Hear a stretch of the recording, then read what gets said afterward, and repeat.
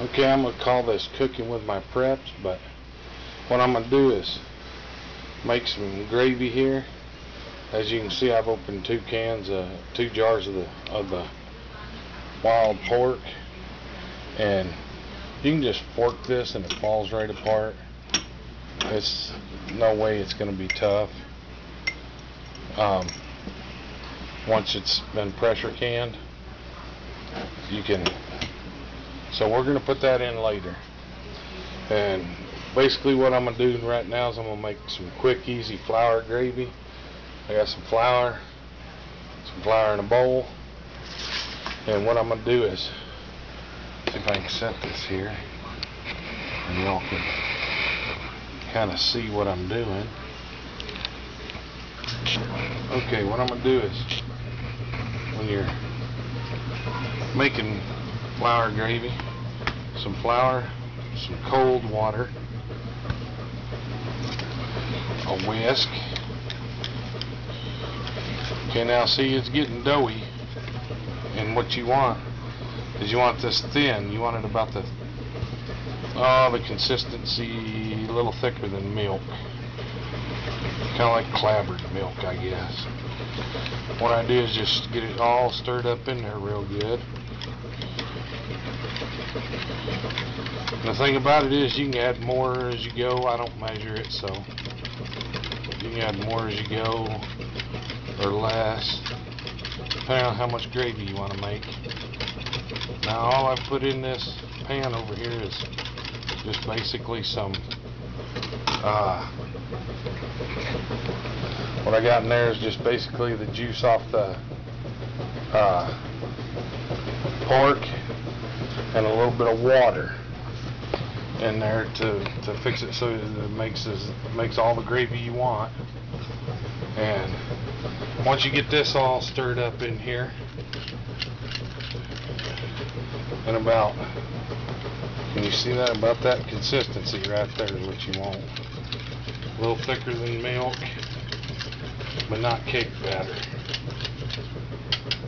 So what I do is just get this to where it's nearly boiling, start pouring her in there. You got to keep a constant stir on it. Oh, I got a lump this time. I don't usually have lumps, but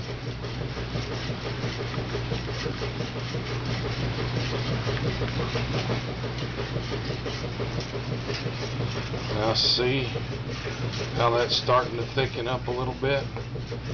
I like to get mine just before it starts boiling so that I don't have to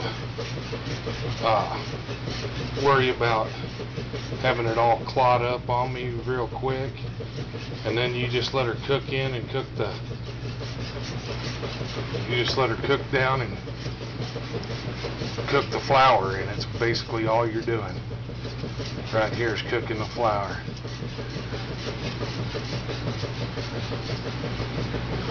Okay, now I'm done with that. I'm going to swap over to one of my spoons here and check it. Okay, this will thicken up when it cools off, but I want it just a little bit thicker than that. So let me make up just a little bit more flour and water here so I can put in there. Grab my whisk real quick.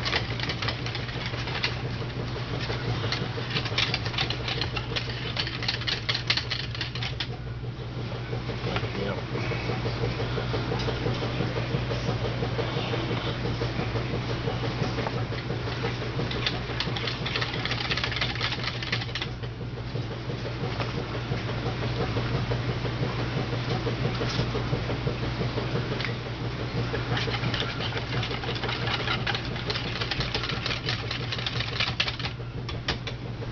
Okay, now then, I got some more mixed up.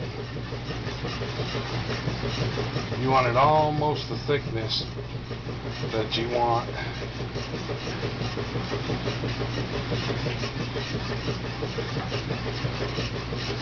Before you're done cooking it.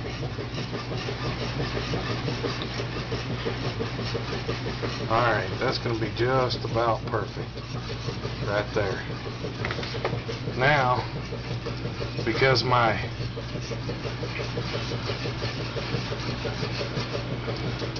meat is cold,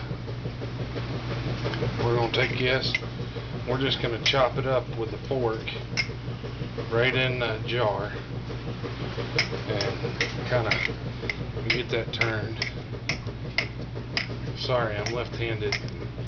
I only got a place to put the camera on the right side, but I just chop it up like that.